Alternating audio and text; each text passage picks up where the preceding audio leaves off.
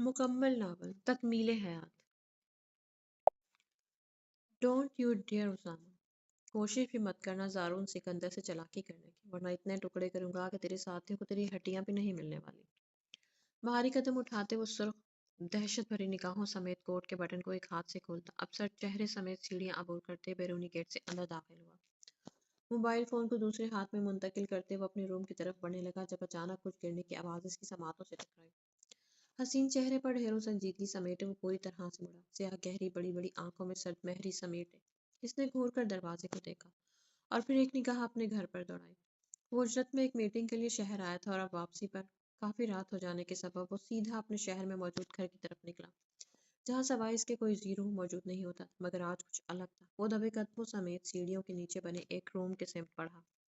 Knob گھماتے اس نے دروازہ کھولنا چاہا جو کہ اندر سے لاک تھا. ایک دم سے اس کا چوڑا سینہ پھولا، گہری سانس بھرتے اس نے نظریں اطراف میں دوڑائیں اور اگلے ہی لمحے فنگر پرنٹ لاک پریس ہوا تھا. دروازہ ایک دم سے کھلا تو سامنے کا منظر دیکھ اس کی سیاہ آنکھیں ایک لمحے میں سرخ پڑی. لالا! سامنے ہی بستر سے بندھی بے حال پڑی گلمی نے اپنے سامنے اسے دیکھ بے حال سی کیفیت میں بولی تھی، جبکہ اس کی حالت دیکھ زارون سکندر نے بے ساختہ ہی نظریں چراتے دونوں ہاتھوں کی مٹھیاں اس قدر سختی سے بھینچیں جیسے کچھ تباہ کر دینا چاہ رہا ہو. لالا! آفتاب خان جو یہ سمجھ رہا تھا کہ وہ گاؤں میں ہے، اچانک اس کے یوں آ جانے پر اس کی جان لبوں پر آئی. ٹانگیں بری طرح سے کپکپائیں. اگلے ہی لمحے اس کے ہاتھ میں موجود گلمینے کا دوپٹہ زمین بوس ہوا اور لڑکھڑا کر پیچھے ہوتا اپنے پسینے سے تر چہرے کو شرٹ سے پونچھنے لگا. زارون سکندر شعلہ جوالا بنے ایک دم سے کسی زخمی شیر کی طرح اس پر ٹوٹا تھا کہ پاس پڑے میز سے باز اٹھا کر اس کے سر پر دے مارا. گلمینے کا سفید چہرہ ایک دم سے زد پڑا. وہ تھر تھر کانپتی گردن میں چہرہ چھپاتے بری طرح سے روئی تھی. ماتھے پر گہری چوٹ کا نشان تھا. شاید آفتاب خان سے اپنی عزت بچانے کے چکر میں اسے زخم آیا تھا. لا لا لا بند ہو رہی بھیگی آنکھوں کو کھولنے کی کوشش کرتی وہ مشکل سے زارون سکندر کی چوڑی پشت کو دیکھ کر بے آواز بولی کہ اس کا آفتاب خان کی طرف مکے کی صورت اٹھا ہاتھ فضا میں معلق رہ گیا. دہشت زدہ تاثرات سمیت وہ بپھرے ہوئے سے حلیے سمیت مڑا، جہاں گلمینے کے بے ہوش پڑے وجود کو دیکھ وہ ایک لمحے میں بھاگتا ہوا بیڈ کی سمت بڑھا تھا. مینے گھٹنوں کی بل اس کے پاس بیٹھتے وہ خوف و گھبراہٹ سے اس کا معصوم چہرہ تپک رہا تھا. کمال سب سے آنکھیں میچتے اس نے اس کے بیڈ کے کناروں سے بندھے ہاتھ آزاد کیے. وہ اور کھینچ کر چادر اس کے وجود پر تھی. کپڑے جگہ جگہ سے پھٹے ہوئے تھے اور یہ سوچ ہی اس کے جسم کو آگ لگانے کو کافی تھی کہ اگر وہ بر وقت نہ پہنچتا تو کیا ہوتا. آفتاب خان اسے مصروف دیکھ لنگڑاتا ہوا جان بخشی پر باہر نکلا. مینے زارون سکندر نے اس کا گال تھپکتے پریشانی سے چپکتے سنہری بالوں کو پیچھے پھینکا. درد کی شدت سے پھولتی رگوں سمیت جبڑے بھیجے اس نے آنکھیں میچتے خود پر ضبط کرنا چاہا تھا جو کہ ناممکن تھا. فیض ڈاکٹر کو بھیجو. اگلے لمحے اس نے اپنے پرسنل امپلائی کو کال کرتی اجلت بھرے انداز میں کہا اور گلمینے کو نرمی سے باہوں میں بھرتے وہ اپنے کمرے کی سمت پڑا تھا، کیونکہ اس کمرے کا حشر بہت ابتر ہو چکا تھا. پین کلر دے دی ہے میں نے. ڈونٹ وری، میرے خیال سے کوئی شوق لگا ہے. ریسٹ کرنے دیں، انشاءاللہ صبح تک ٹھیک ہو جائیں گے. اپنا سامان بیگ میں رکھتے ڈاکٹر اپنے سامنے کھڑے 32 سالہ خوبصورت شخص کو دیکھ کر کافی سنجیدگی سے بولی، پھر ایک نگاہ بستر پر لیٹی اس چھوٹی سی لڑکی پر ڈالی جو مشکل سے 17-18 کی تھی. شکریہ مروت سے شکریہ کہتے اس نے فیض کو پکارا جو دروازے کے باہر رکا تو ڈاکٹر سے خدا حافظ کہتے روم سے نکلی. پشت پر ہاتھ باندھے زارون سکندر نے ایک نگاہ گلمینے پر ڈالی تھی جو ابھی تک اسکول کے ادھڑے یونیفارم میں ملبوس تھی. گہری سانس بھرتے وہ روم سے باہر نکلا. تھکاوٹ کے سبب سر بھاری پڑ رہا تھا. صوفے پر بیٹھتے ہی اس نے تیزی سے کسی کو پیغام بھیجا اور موبائل فون سائلنٹ کرتے میز پر رکھے وہ آنکھیں موندے سر صوفے پر گرائے لیٹا تھا. چناک سے کچھ گرنے کی آواز پر وہ ہڑبڑا کر اٹھا تھا. خود کو صوفے پر پاتے نیند سے بوجھل ہوتی سرخ آنکھیں مسلتے اس نے خود کو دیکھا. آہستہ آہستہ دماغ بیدار ہوا تو اسے سمجھ آیا کہ وہ کہاں پر ہے. ایک نگاہ آگے پیچھے دوڑائی. کھڑکی سے پھیلتی روشنی سے اسے اندازہ ہوا کہ صبح ہو چکی ہے. چہرے پر ہاتھ پھیرتے وہ ایک دم سے اٹھا. رخ اپنے کمرے کی سمت تھا. دروازہ ناک کرتے وہ اندر داخل ہوا تو سامنے ہی اسے آتا دیکھ کر وہ سہم کر کمفرٹر میں دب گئی. سر جھکا گئی. اس کی حرکت پر زارون سکندر نے آنکھیں چھوٹی کی. ایک نگاہ اس پر اور پھر فرش پر بکھرے کانچ پر ڈالی. مینے میں نے کچھ نہیں کیا لالا، مورے کی قسم میں بس کالج گئی تھی. آفتاب لالا لینے آئے تھے اور کہا کہ تایا سائی نے بھیجا ہے تو میں چپ چاپ بیٹھ گئی اور پھر تم چھوٹی بچی ہو کر جو بنا سوچے سمجھے کسی کے ساتھ بھی بیٹھ گئی. عادت کے مطابق وہ نہ چاہتے بھی سخت لہجے میں بولا تو گلمینے سانس رو کے خود میں سے مزید سمٹی. ایک تو اس سے خوف ہی اس قدر لگتا تھا کہ اس معصوم کے وہ کبھی حویلی میں بھی اس کے سامنے نہیں آتی اور آج جس طرح سے وہ غصہ تھا مینے کو یقین تھا وہ اسے جان سے ہی مار دے گا. فوراً سے اٹھو، ہمیں حویلی جانا ہے. जबड़े भींचे इसने गुस्से भरी एक निगाह इस पर डाली और मुड़कर कमरे से निकलने लगा। क्या हो गया? भूत क्यों बन गई हो? उसे यूं ही बैठा देख अब की बार कुर्राकर पूछा तो वो लब पर हथेली जमा अपनी चीख रोकने लगी। आंखें लबलब पानी से भरी थी, जिन्हें देख वो दुखते सर को उंगली से दबाए गहरी सांसें भरने लगा। मम्म में मेरे कपड़े। आंसू रगड़ते हुए बमुश्किल से बोल पाई थी, जबकि दिल इसके खौफ से किसी रेलगाड़ी की तरह तेज तेज स्पीड से धड़क रहा था। ज़ारून सिकंदर को अपनी कोताही का एहसास हुआ तो लब खींच लिए। वेट करो, मैं अरेंज करता हूँ। गंभीर लहजे में उसे हुक्म देते हुए बाहर कमरे से निकला था। हेलो अनम, एक फेवर चाहिए यार। मैं घर पर हूँ, क्या तुम इस वक्त आ सकती हो मिलने? अनम सईद इसकी बिजनेस पार्टनर होने के साथ साथ ज़ारून सिकंदर की पसंद भी थी। वो दोनों ही एक दूसरे को पसंद करते थे और अब ना सिर्फ ज़ारून सिकंदर बल्कि अनम सईद भी जल्द अज जल्द शादी के बंधन में बंधने के ख्वाहिशमंद थे। और ज़ारून सिकंदर, वो पिछले 6 माह से अपने दाजान को अनम सईद के लिए राजी कर रहा था, जो कि एक औरत के इतने आज़ाद ख्याल होने और ख़ानदान से बाहर शादी करने पर कतई राजी नहीं थे। सर झटक कर अपनी सोचों के भंवर से निकलते इसने एक निगाह बंद कमरे पर दौड़ाई और बाहर लॉन की तरफ निकला। कौन है ये लड़की? सर निगाहों से कतार के आखिर में खड़ी महमल कुरैशी को देखते अरूस अजमीर शाह ने अपने पास खड़े खास मुलाजिम से इस्तफसार किया। आगा जान हफीज कुरैशी की बेटी है, गांव में सबसे ज्यादा 14 जमातें पढ़ी है, सुना है शहर में एक स्कूल में पढ़ाती है। इकबाल ने उन्हें मुख्तसर लफ्जों में महमिल कुरैशी की बाबत आगाह किया, जो मर्दान खाने में आज सब मर्दों के आखिर में खड़ी शाह हवेली में पहली बार आई थी। गुलाबी आंचल सलीके से सर पर जमा था, नीली आंखों में संजीदगी और वक्कार सा था, सफेद रंगत में हल्की सी सुर्खी की रमक कायम थी। वो दराज कद की माली के गरीब मगर बाकिरदार लड़की लगी उन्हें। उसे बुलाओ। वो सुनना चाहते थे कि आखिर आज वो क्यों कर इतने मर्दों के बीच हवेली आई। इकबाल ने ताजीमन सर को हाँ में जंबिश देते महमल कुरैशी को आगे बुलाया। अस्सलाम वालेकुम। इसने धीमी आवाज में सलाम किया, मगर सामने बैठे शख्स ने कोई जवाब न दिया। वो बस उसे देख रहे थे। एक लम्हे में वो उसका मवाजना अपने होनहार पोते असाल आगा शाह से कर चुके थे। बाबा की तबीयत ठीक नहीं, पिछले साल आपसे कुछ उधार लिया था हमने, बस कुछ रकम अदा करने आई हूँ। वो नजर झुकाकर 20,000 रुपए आगे बढ़ाती बोली। आगा जान ने एक निगाह इन पैसों को देखा और फिर इस लड़की को। तो इतनी छोटी सी रकम के लिए लड़की तुम मर्दान खाने तक आ गई, वो भी अकेले? क्या माँ नहीं रही तुम्हारी? वो करख्त आवाज में बोले और अगले ही लम्हे इनकी तवक्के के मुताबिक नीली आंखें उठाए इसने अजीब नजरों से शाह हवेली के सरदार को देखा, जिनका जाहो जलाल पूरे गांव में अपनी मिसाल आप। माफ कीजिएगा सरदार साहब, हम गरीब जरूर हैं मगर इज्जतदार हैं। मेरे माँ बाप को मुझ पर पूरा भरोसा है, और रही बात अकेले आने की, तो अम्मा की आंखों का इलाज चल रहा है, वो ज्यादा नहीं चल सकती, इसलिए मजबूरन मुझे आना पड़ा। वो इस वक्त मर्दों से भरे एक मजमे में खड़ी थी। इसका एक गलत लफ्ज इसके बापा की इज्जत पर हुक्म सकता था। इसने कदरे सुकून से कहा। वो पैसे इकबाल को दिए वापस मुड़ गए, जबकि आगा जान की नजरें और सोच की तनाबे इसी लड़के पर अटकी थी। इकबाल, जी हुजूर। वो झुक कर बोला, क्या शादीशुदा है ये लड़की? इकबाल इनके सवाल पर चौंका। सरकार साईं, बचपन से खान हवेली में रिश्ता तय है अपने मामू के बेटे से, शादी इसी माह के आखिर पर तय है। इकबाल चूंकि गांव का फर्द था, वो हर बात से वाकिफियत रखता था। आगा जान ने हाथ के इशारे से सबको वहां से जाने का कहा।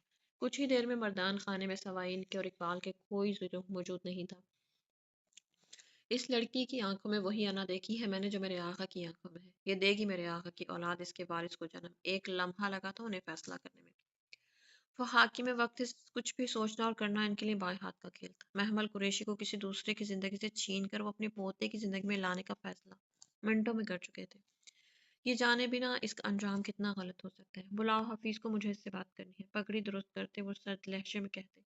इकबाल को हैरत में छोड़े जनान खाने की तरफ पड़े, जो ये बात अच्छे से जानते थे कि इस हवेली में गरीब की बेटी नौकर तो बन सकती है, मगर बहू नहीं। तो क्या सिर्फ वो औलाद की खातिर? इससे आगे इससे आगे ही सोच इनके औसान खता करने को काफी थी। थूक निकलते वो लबों पर जबान फेरते बोझल दिल से बाहर निकले। जाने कौन सी तबाही लाने वाला था ये आने वाला वक्त। गुलमी ने आपके साथ थी। हवेली पहुंचने पर दाजान के मुंह से निकले ये शाह के अल्फाज थे, जिन्हें सुन वो लब भींच करना से आगे पीछे दौड़ाने लगा। जहां पूरा खानदान पहले से बैठा इन दोनों को मशकूक निगाहों से देख रहा था। ज़ारून सिकंदर को कुछ गड़बड़ का एहसास हो तो इसने पलटकर गुलमेने को देखा। अंदर जाओ। मीन ने निहायत सर्द लहजे में उसे हुक्म देते वो लॉन की सिमत बढ़ा। नहीं, कहीं नहीं जा सकती ये लड़की। जब तक तुम दोनों हमारे सवालों के जवाब नहीं दोगे, यहाँ से कोई नहीं हिलेगा। आफताब खान का बड़ा भाई जरखान खान हत्थे से उखड़कर धाड़ा था। गुलमेने का नन्हा जहन बुरी तरह से उलझ सा गया था। हाथ मसलते वो दूर खड़ी मोरे को देखकर इनके समीप भागी, जिन्होंने नरमी से उसे अपने सीने में भींच डाला, जो हल्की हल्की लरज रही थी। आप सब होते कौन है मुझसे ज़ारून सिकंदर से सवाल करने वाले? इन गश्त شہادت اپنے سینے پر ٹکائے وہ بپھر کر دھاڑا تھا کہ ایک پل کو ماحول میں خاموشی چھا گئی، مگر اگلے ہی لمحے زرغان خان سرخ انگارہ ہو رہی آنکھوں سمیت اسے دیکھ کر جگہ سے اٹھا۔ سردار ہونے کا مطلب یہ نہیں ہوتا زارون خان کہ تم اپنے خاندان کی عورتوں کو اپنے بستر کی زینت بناتے رہو اور ہم سب بغیرتوں کی طرح چپ چاپ دیکھتے رہے۔ اچھے سے جانتے ہو تم گلمین بالغ ہے اور تمہارے چچا مرحوم کی بیٹی۔ رات کی تاریکی میں جب ایک لڑکا اور لڑکی گھر سے باہر رات گزارے تو سوال اٹھتے ہی ہیں۔ اب مرد بنو اور اپنے گناہ کو تسلیم کرو۔ ایک تو اس کے سردار بننے کا کام، دوسرا اپنے بھائی کی حالت دیکھ گویا اس کی دم پر پیر آیا تھا۔ زرغان خان اچھے سے جانتا تھا کہ وہ گلمینے سے شادی نہیں کرے گا اور اسی بات کا فائدہ اٹھا کر وہ اپنی بھائی سے اس کی شادی کروائے گا۔ اوقات دیکھ کر زبان کھولو زرغان خان، ورنہ ایک لمحہ نہیں لگا یہ زبان کتی سے کھینچ کر تیرے ہاتھ میں دے دوں گا۔ شرربار نظریں اس کے وجود پر گاڑے وہ گہر برساتی نظروں سمیت بولا تھا، زارون سکندر گلمینے اسفیان خان تمہارے چچا زاد ہے۔ پورا ایک دن اور ایک رات ہو چکا ہے اسے گھر سے غائب ہوئے۔ یا تو وجہ دو یا پھر ابھی اور اسی وقت تم اس سے نکاح کرو گے۔ تاجان کو اس سے ایسی حرکت کی امید ہرگز نہیں تھی۔ وہ خود مینے کو اس کے لیے پسند کر چکے تھے اور جلد ہی اس سے بات کرنے والے تھے، مگر جو حالات بن چکے تھے ان سے صاف ظاہر تھا کہ کل رات سے وہ دونوں ایک ساتھ تھے۔ زارون سکندر نے ایک نگاہ اپنی ماں کے اندر چھپی گل مینے پر ڈالی جو آج اس وقت اسے زہر سے بھی زیادہ بری لگی تھی۔ زارون سکندر خاموش کھڑا تھا، وہ سمجھ نہیں پا رہا تھا کہ آخر کار وہ کیا جواب دے۔ اگر آفتاب خان کا بتاتا تو یقین تاجان اس وقت کا نکاح گل مینے سے کروا دیتے، جو کہ وہ ہرگز نہیں کر سکتا تھا۔ مگر کیا وہ خود اس سے نکاح؟ وہ تو انم سعید سے محبت کرتا تھا، دل و دماغ میں الگ جنگ سے چھڑ چکی تھی۔ آپ اچھے سے جانتے ہیں داجان، وہ مجھ سے 14 سال چھوٹی ہے، میری بہنوں کی طرح ہے۔ وجہ میں آپ کو نہیں بتا سکتا اور نکاح بھی میں نہیں کر سکتا۔ اس نے سب کو اگنور کرتے اپنے داجان کو مخاطب کرتے کہا تھا، مورے میں لالا سے نکاح نہیں کروں گی۔ وہ خوف سے کانپتی آواز میں بمشکل سے اپنی ماں کے کان میں سرگوشی نما آواز میں بولی تھی، جو صورتحال پر سخت متفکر تھی۔ انہوں نے کبھی نہیں سوچا تھا کہ ایسا کچھ ہوگا۔ اگر زارون سکندر نے انکار کر دیا تو شاید ان کے گل کو کسی ایرے غیرے کے حوالے کر کے حویلی سے آگ کر دیا جاتا۔ تو ٹھیک ہے، اگر تم نکاح نہیں کرنا چاہتے تو بلاؤ آفتاب خان کو۔ زرغان خان، مجھے کوئی اعتراض نہیں اس کے اور گلمینے کے نکاح پر۔ گاڑی کی طرف بڑھتے اس کے بھاری قدم داجان کی بلند آواز پر بے ساختہ ہی تھمے تھے۔ وہ اچھے سے جانتے تھے اپنے پوتے کو لگام کیسے ڈالنی ہے، اور ان کی امید کے مطابق وہ ایک دم سے رک گیا تھا۔ زرغان خان تو مانو اپنی مراد بھرانے پر ڈھیروں خوش ہوا تھا۔ اب گلمینے کے باپ کی جائیداد ان کے ہاتھ آنے سے کوئی نہیں روک سکتا تھا۔ وہ خباثت سے سوچتے ہوئے سر اسباب میں ہلا گیا۔ ٹھہرو۔ زرغان خان کو باہر جاتا دیکھ پرسرد لہجے میں بولا، جبکہ اس کی آنکھوں کے اسپاٹ تاثرات دیکھ داجان سکون سے کھڑے تھے۔ گردن موڑ کر اپنی بہو کو اشارہ کیا۔ انہوں نے سر اسبات میں ہلاتے اپنے بیٹے کو دیکھا اور ہاتھ میں موجود بڑی سی چادر کھول کر اپنی ماں سے لپٹی گلمینے خان پر اڑائی۔ اگلے 10 منٹوں کے بعد وہ گلمینے اسفیان خان سے گلمینے زارون سکندر بن چکی تھی۔ جس شخص کے ڈر اور خوف سے کمرے میں چھپ جایا کرتی تھی، اب وہ پوری حاکمیت سے اس کی زندگی میں شامل ہو چکا تھا۔ اس کی حالت کسی خوفزدہ شکار کسی تھی۔ رو رو کر اس نے حشر بگاڑ ڈالا تھا، جبکہ اس کی ماں اور تائی اسے خاموش کرانے میں ناکام ہو چکے تھے۔ رخصتی 1 سال بعد طے پا گئی۔ یہ زارون سکندر کا فیصلہ تھا، کیونکہ وہ اس رشتے کو سرے سے تسلیم کرنے سے انکاری تھا۔ زارون سکندر تمہاری منکوحہ بن چکی ہے گلمینے، تو کیا ایک بار ملو گے نہیں اسے؟ وہ فارمیلٹی نبھا کر گھر سے بھاگ رہا تھا جب اسفندیار خان نے اسے روکا۔ وہ باپ کی آواز پر آنکھیں ضبط سے میچ کر ایک پل کو رکا۔ ان چوچلوں کے سوا اور بھی کام ہے مجھے، وہ بولا نہیں گویا جان چھڑائی تھی۔ اس کے بیزار لہجے پر اسفندیار خان نے خاموش نظروں سے اس کی چوڑی پشت کو دیکھا۔ رخصتی کی تیاری کرو اسفندیار خان، میں بھی دیکھتا ہوں یہ کیسے واپس نہیں لوٹتا۔ پیچھے کھڑے داجان جو ان کی گفتگو سن چکے تھے، انہوں نے پرسوچ سے انداز میں کہا تو اسفندیار خان نے حیرت سے باپ کو دیکھا اور پھر خاموشی سے سر ہلاتے وہ تیاریوں کے سلسلے میں ڈیرے کی طرف بڑھے۔ کہاں جا رہے ہیں آپ؟ خاموش فضا میں گونجتی آغا جان کی آواز پر ڈائننگ ٹیبل پر موجود سبھی نفوس نے رخ پھیر کر انہیں دیکھا، جو ایک ہاتھ میں اپنی کچھ فائلز اور بلیک کوٹ تھامے ہوئے تھا، چہرے پر بلا کی سنجیدگی جو پہلے سے بھی زیادہ اس کی شخصیت کا خاصہ بن چکی تھی، جبکہ ایک ملازم اس کے پیچھے اس کا لیپ ٹاپ اور کچھ سامان تھامے کھڑا تھا۔ نفیسہ شاہ نے رخ موڑ کر اپنے خوبرو بیٹے کو دیکھا، جو نہ جانے کہاں کھوسا گیا تھا۔ آسال آغا، ہم آپ سے مخاطب ہیں۔ آغا جان کی سرد تو ٹوک آواز پر اس نے چہرے پر لاپرواہی سمیٹے مڑ کر انہیں دیکھا، جو اس کے چہرے پر چھائے باقی رنگوں کو دیکھ کر کچھ چھٹکے۔ شہر جا رہا ہوں ایک ضروری میٹنگ کے لیے، اس نے بات کو طول نہ دینے کے لیے جھوٹ کھڑا، اس پر وہ اسے گھور کر اپنی نشست سے اٹھے۔ ہم صرف سب سننا چاہتے ہیں آغا، ان کا لہجہ دو ٹوک تھا۔ اب کی بار آسال آغا نے سرخ نظروں سے انہیں دیکھا، وہ اس کے بڑے تھے۔ آسال آغا کا مردہ دل صرف ان کے احترام کا لحاظ رکھتا تھا، جو نہ جانے کب تک قائم رہتا۔ سچ یہ ہے آغا جان کہ میں کسی بھی عورت سے شادی نہیں کرنے والا، اور آپ کل جو کچھ بھی کرنے والے ہیں، اگر آپ یہ سوچ رہے ہیں کہ اصال آغا شاہ کسی بات سے ناواقف یا انجان ہے تو یہ بول ہے آپ کی۔ ان کی آنکھوں میں آنکھیں گاڑے وہ بے تاثر لہجے میں بولا تو آغا جان کی گھنی مونچھوں تلے موجود لب دھیرے سے مسکرائے، سر بے ساختہ ہی اس بات میں ہلائے۔ اگر اتنا سب کچھ جانتے ہیں آغا شاہ تو یہ بھی جانتے ہی ہوں گے کہ آپ کے عروس شاہ ایک بار کچھ کرنے کی ٹھان لی تو اس سے پیچھے نہیں ہٹنا، آپ زبردستی نہیں کر سکتے میرے ساتھ۔ وہ سرخ چہرے سمیت ان کی بات کاٹتے ہوئے قررایا تھا کہ میز پر بیٹھی نفیسہ بیگم نے ڈر کر منہ پر ہاتھ رکھا۔ روپ شاہ نے بے ساختہ ہی گھبرا کر ماں کا کندھا جکڑا تھا، نہ جانے کیا ہونے والا تھا۔ ختیجہ سے نکاح کرنے کو آپ راضی نہیں ہیں سال، ہم نے آپ کے فیصلے کا احترام کر لیا، آپ چاہتے ہیں کہ آپ کی بہن اور بھانجی کو آپ کے زیر سایہ رکھا جائے، ہم نے وہ بھی مان لیا۔ اگر کل آپ نے ہمارے کسی بھی فیصلے کی خلاف ورزی کرنے کی سوچی تو یاد رکھیے گا، نعمت دلاور شاہ ان کی بیٹی اس حویلی میں واپس نہیں لوٹے گی اور نہ ہی ان کی سرپرستی آپ کو دی جائے گی۔ آغا جان نے بڑی مہارت سے تابوت میں آخری کیل ٹھوکا تھا۔ اب اس کے چہرے کا جائزہ لے رہے تھے جو غصے کے زیادتی سے لال انگارا ہو رہا تھا۔ آپ ایسا نہیں کر سکتے آغا جان، اگر آپ نے ایسا کچھ بھی کیا تو میں اس لڑکی کی زندگی جہنم بنا دوں گا۔ وہ دھمکی نہیں دے رہا تھا، آغا جان نے غور سے اس کی آنکھوں میں اترتے خون کو دیکھا تھا، لب سختی سے بھینچے۔ محمل قریشی سے آپ کا نکاح کرنے کا فیصلہ ہمارا ہے آقا، اور جب تک وہ آپ کا وارث ہماری گود میں نہیں ڈال دیتے آپ انہیں کوئی ضرر نہیں پہنچائیں گے، اور یہ میرا حکم ہے۔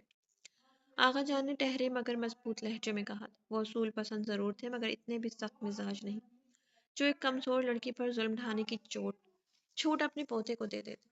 آغا جان آپ کر رہے ہیں، آغاز آپ کریں آغا جان، اختتام اصال آغا شاہ اپنی مرضی سے کرے گا۔ اس نے دو ٹوک لہجے میں گویا ان کی بات سرے سے رد کر ڈالی تھی۔ وہ واپس مڑا، فائلز اور لیپ ٹاپ ملازم کے ہاتھ سے چھینتے زور سے فرش پر دے مارا تھا کہ روپ شاہ نے گرجدار آواز پر کانوں پر ہاتھ رکھا، جبکہ آغا جان اصال آغا شاہ کو دیکھ رہے تھے جو اب اپنے کمرے میں بند ہو چکا تھا۔ بہو جی آغا جان، نفیسہ بیگم اور سمینہ بیگم نے ایک ساتھ انہیں دیکھا تھا۔ بدر عالم کو فون کرو، ہم سے آ کر ملے جلد از جلد، اور نکاح کی تیاریاں کرو، کل ہی نکاح ہوگا، کوئی کمی نہیں رہنی چاہیے۔ ایک نگاہ اپنی دونوں بہوؤں پر ڈالے انہوں نے آخر میں اپنے چھوٹے بیٹے کو دیکھا جنہوں نے اس بات میں سر ہلایا تھا۔ سائیں بدر کو فون کر کے اطلاع دے دے۔ آغا جان کے جاتے ہی سمینہ بیگم نے اپنے شوہر عباس شاہ کو مخاطب کرتے کہا جو جانے کن سوچوں میں گم تھے۔ سر ہلاتے وہ ہاتھ کھانے سے کھینچتے ایک دم سے اٹھے تھے، جبکہ خواتین سبھی بے بسی سے واپس بیٹھی ابھی ہوئے تازہ واقعے کو سوچ رہی تھی۔ مل گیا وقت آپ کو آنے کا، یہ زحمت بھی نہ کرتے برخوردار۔ رات کے 10 بجے وہ بکھرے ہوئے سے حلیے میں سیدھا ڈیرے پر پہنچا تھا۔ اندر ہوئی توڑ پھوڑ اس قدر اعصابی تھکن دے چکی تھی کہ وہ بیرونی ماحول پر توجہ ہی نہیں دے پایا تھا۔ سرخ نظریں اٹھائے ایک بار اس نے داجان کو دیکھا اور ساتھ ہی نظریں جھکا لی۔ آپ کی مرضی سے نکاح کر لیا ہے داجان، اب بولیے اور کیا چاہتے ہیں آپ؟ زارون سکندر نے کاٹدار لہجے میں انہیں جتایا تھا، جنہوں نے گہری سانس بھرتے پیچھے کھڑے اپنے بیٹے کو گردن ہلاتے اشارہ کیا، جو سر اس بات میں ہلا کر ان دادا پوتے کو اکیلا چھوڑ کر واپس مڑے تھے۔ یہ سوال تو بات کے لیے رکھ لیں زارون سکندر کہ ہم کیا چاہتے ہیں آپ سے۔ فی الحال تو ہم نے فیصلہ لیا ہے کہ گل مینے کی رخصتی آج ہی ہوگی، اسی وجہ آپ کو اجرت میں واپس بلایا گیا، اور داجان مجھے ابھی رخصتی نہیں چاہیے، میں نے نکاح سے پہلے اپنا موقف پیش کر دیا تھا کہ فی الحال میں رخصتی نہیں لینے والا۔ وہ پہلو بدل کر سرے سے انکار کر کے تو کیا چاہتے ہو تم زارون سکندر، کب چاہیے تمہیں رخصتی؟ جب یہ بوڑھا خان تمہارے بچوں کو دیکھنے کی خواہش دل میں ہی دبائے مانو مٹی سے لے جا سوئے تب؟ تاجان کا چہرہ بے بسی اور غصے سے سرخ پڑ رہا تھا۔ زارون سکندر نے بے اختیار صنفی میں ہلاتے کرب بھری نظروں سے انہیں دیکھا۔ وہ کیسے سمجھاتا انہیں، جو زخم اس کے دل پر لگا تھا اسے بھرنے میں وقت درکار تھا۔ وہ اچانک کیسے گل مینے کو اپنی زندگی میں تسلیم کر لیتا جبکہ دل تو کسی اور کے لیے دھڑکتا تھا۔ داجان بس دارون خان 32 سال تک آپ ٹالتے رہے اور ہم خاموش رہے، اب آپ خاموش رہیں گے اور جو فاصلہ ہم نے لیا اسے قبولیں گے۔ داجان نے دو ٹوک لہجے میں کہتے گویا اس کی دلیلوں کو رد کر ڈالا تھا۔ شادی کی ساری رسومات کل ہوگی مگر کل گلمینے آج ہی رخصت ہو کر آپ کے کمرے میں جائے گی۔ اب کی بار اس نے محض لب کھینچنے پر اکتفا کیا تھا، اندر اٹھتے طوفان کو کس قدر مشکل سے باندھے رکھا تھا یہ کوئی اس سے پوچھتا۔ سارا خاندان اکٹھا ہے یہاں، جائیں اپنے دوستوں اور کزنوں کے بیچ، آپ کے چہرے پر صرف خوشی جھلکنی چاہیے زارون سکندر، اور یہ ہمارا حکم ہے۔ تاجان اچھے سے واقف تھے وہ کیا کرنا چاہ رہا تھا مگر اسے براہ راست پر لانے کا طریقہ ان سے بہتر کوئی نہیں جان سکتا تھا۔ ایک گہری نگاہ اس کی چوڑی پشت پر ڈالے وہ خود اب اپنی گاڑی کی سمت بڑھے تاکہ وقت پر گھر پہنچ کر سارے انتظامات دیکھ سکیں۔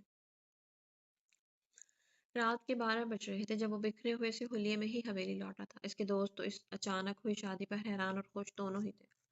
وہ بظاہر خوشی کا ناٹک کرتے کرتے اب اکتاز آ گیا تھا۔ سب سے زیادہ غصہ اسے گلمین خان پر تھا، جس کے سبب آج اتنا سب کچھ ہو رہا تھا۔ مردہ قدموں سمیت وہ آگے بڑھا، جب جیب میں پڑا موبائل فون دوبارہ سے رنگ ہوا۔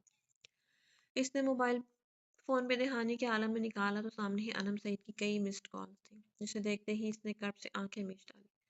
جبڑے پیچھے وہ سٹ سانس بھرتے رہ گیا۔ فون چیک کرتے اب اس کے قدموں کی رفتار میں تیزی آئی تھی۔ لمبے لمبے ٹک بھرتے وہ سیدھا اپنے روم میں داخل ہوا۔ دروازہ زوردار طریقے سے کھولا تو اگلے ہی لمحے گلاب کے پھولوں کی تیز خوشبو کا جھونکا تھا جو دارون سکندر کے وجود سے ٹکرایا۔ سیاہ چمکدار آنکھیں گھمائی اس نے پورے کمرے پر ایک طائرانہ نگاہ ڈالی، مگر حیرت تو اسے بیڈ پر پھیل کر سوئی ہوئی گلمین خان کو دیکھ کر ہوئی تھی۔ اتنے سالوں سے وہ اکیلا اپنے روم میں رہتا آیا تھا، گویا کہ اسے ملازمین کا بھی روم میں آنا سخت ناپسند تھا۔ یہی وجہ تھی کہ اس کی والدہ خود اس کا روم صاف کرتی تھی، اور اب اپنے بستر پر اس لڑکی کا یوں بے فکر ہو کر سونا گویا اس کے تن بدن میں آگ لگا گیا تھا۔ کوٹ اتارتے اس نے زوردار طریقے سے فرش پر پٹکا۔ کف فولڈ کرتے وہ ایک ہی جست میں آگے بڑھا اور کھینچ کر اس کا سفید بازو اپنی گرفت میں لیتے اس نے کھینچ کر اسے اٹھایا، جو گہری نیند میں ہونے کے سبب ہڑبڑا کر اٹھے تھے۔ حسین آنکھوں میں نیند کا خمار تھا۔ وہ آنکھیں جھپک کر اسے دیکھنے لگی، مگر مقابل کے چہرے پر رقم وحشت دیکھ وہ تھوک نکلتے ہوش میں لوٹتے بے ساختہ ہی پیچھے ہوئی۔ دارون سکندر نے مخصوص پٹھانی لباس میں ملبوس گلمین خان پر ایک تیز نظر دوڑائی، جو سج دھج کر کسی دلہن کی طرح اس کی سیج سجائے بیٹھی تھی۔ How dare you! وہ گھبرا کر نزدیک ہوا تو گلمینے نے ڈر کر ہاتھوں میں چہرہ چھپایا۔ اس کی حرکت پر دارون سکندر جو کچھ سخت کہنے والا تھا، ایک دم سے مٹھیاں بھیج کر ایک شعلہ برساتی نگاہ ڈالے وہ سب سے پیچھے ہٹا۔ میرے نکلنے تک یہ بستر صاف ہونا چاہیے گلمین خان، ورنہ چمڑی ادھیڑ کر رکھ دوں گا میں تمہاری۔ شہادت کی انگلی فضا میں بلند کرتے دارون سکندر نے اسے اپنے قہر سے روشناس کروایا، جو سہم کا دل ہی دل میں اللہ کو یاد کر رہی تھی۔ پانی لبالب ان بڑی بڑی آنکھوں میں اکٹھا ہوا تھا۔ دروازہ بند ہونے کی آواز پر اس نے چہرے سے ہاتھ ہٹایا تو دارون سکندر وہاں موجود نہیں تھا، مطلب وہ واش روم جا چکا تھا۔ مورے نے جھوٹ کہا، یہ جلاد ہے ایک نمبر کے، مجھے نہیں رہنا یہاں۔ وہ بھل بھل بہتے آنسوؤں کو ہتھیلی سے رگڑتی اگلے ہی لمحے بنا سوچے سمجھے کمرے سے بھاگ کر نکلی تھی۔ تقریباً 10 منٹ کے بعد وہ شاور لے کر نکلا۔ بالوں میں انگلیاں چلاتے وہ جیسے ہی روم میں انٹر ہوا، گلمینے وہاں سرے سے موجود نہیں تھی۔ ایک نگاہ بیڈ پر پیچھے پھولوں کو دیکھ خود دانت پیستے ہو رہا ہے، مینے اس کا چہرہ ڈریسنگ روم کی طرف تھا۔ وہ سمجھ رہا تھا کہ وہاں موجود تھے۔ گل! وہ پھر سے چلایا۔ سفید چہرے پر اب کی بار سرخی کی رمق بڑی تھی۔ یہی وجہ تھی کہ وہ ایک امیچور لڑکی سے شادی کے حق میں نہیں تھا۔ دروازے کے قریب جاتے اس نے ایک دم سے دروازہ کھولا تو کمرہ خالی تھا۔ گل! دانت پر دانت جمائے وہ تیش سے مٹھیاں بھیجتے اب وارڈروب سے اپنی شرٹ نکالتے عجلت میں روم سے باہر نکلا۔ دروازہ اتنی شدت سے بند کیا تھا جسے سارا قصور اس دروازے کا ہو۔ آ جائیں۔ دروازے پر ہوتی پہلی ہی دستک پر نرگس خان نے اسے اندر آنے کی اجازت دی تو گویا وہ جانتی تھی کہ دروازے پر کون ہو سکتا ہے۔ السلام علیکم چچی جان! سرخ چہرے سمیت وہ بمشکل سب سے انہیں سلام کرتے اب ان کے اندر چھپی گلمین خان کو دیکھ جبڑے بھیج گئے، جو ایسے رو رہی تھی جیسے جانے کتنا ظلم کر دیا ہو اس پر۔ وعلیکم السلام دارون بیٹا، میں لا رہی تھی بس گل کو، وہ بھتیجے کے مزاج سے واقف تھی۔ جب بھی بات سنبھالنے کو بولی، نہیں میں نہیں جاؤں گی مورے، لالا بہت برے ہیں، یہ مجھے جان سے مار دیں کہ مجھے نہیں جانا وہاں۔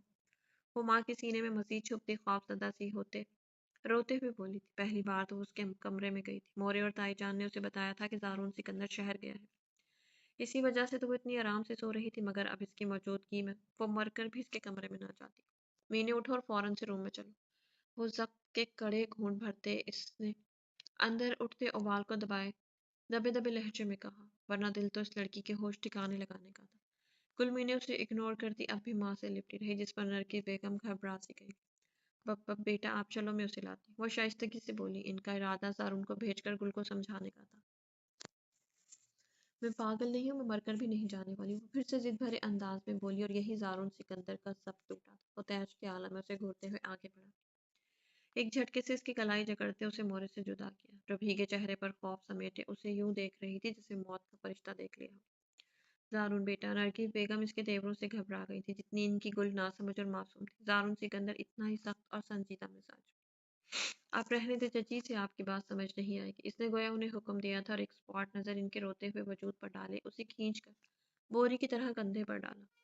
پوری خان حویلی میں اس کی چیخیں تھیں، اور دارون سکندر کا بس نہیں چل رہا تھا کہ اپنا یوں تماشا بننے پر وہ اسے جان سے ہی مار ڈالتا۔ رہنے دو اسفندیار خان، یہ اس کا اور اس کی بیوی کا معاملہ ہے۔ گل کی چیخوں پر گھبرا کر کمرے سے نکلتے اسفندیار خان کو آگے بڑھتا دیکھ داجان نے بیٹے کو سنجیدگی سے روک ڈالا، جو محض سر ہاں میں ہلا کر واپس کمرے میں گئے تھے۔ ताजान ने भी एक निगाह पोते की पुश्त पर डाली और अब अपने कमरे के सिमट पर है।